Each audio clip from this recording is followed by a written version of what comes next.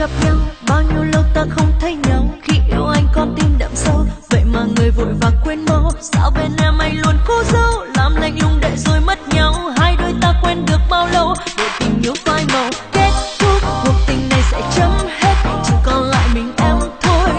Với bao nhiêu tháng năm cuốn theo dần trôi, có lẽ chẳng còn gì ngoài nước mắt.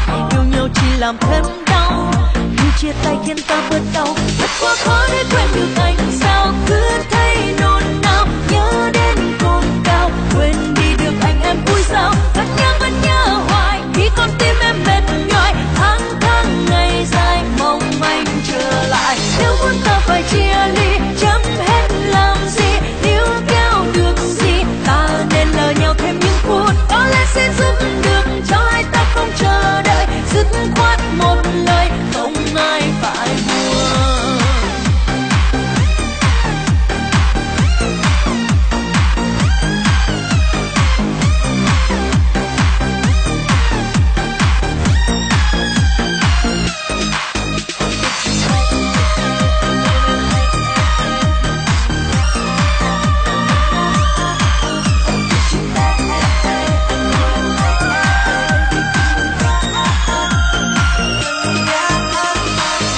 Bao nhiêu lâu ta không gặp nhau, bao nhiêu lâu ta không thấy nhau. Khi yêu anh có tim đậm sâu, vậy mà người vội vàng quên mau. Sao bên em anh luôn cố giấu, làm lạnh lùng để rồi mất nhau. Hai đôi ta quen được bao lâu để tình yêu phai màu. Kết thúc cuộc tình này sẽ chấm hết, chỉ còn lại mình em thôi.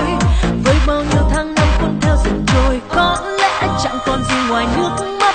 Yêu nhau chỉ làm thêm đau, khi chia tay khiến ta bớt đau. Thật quá khó để quên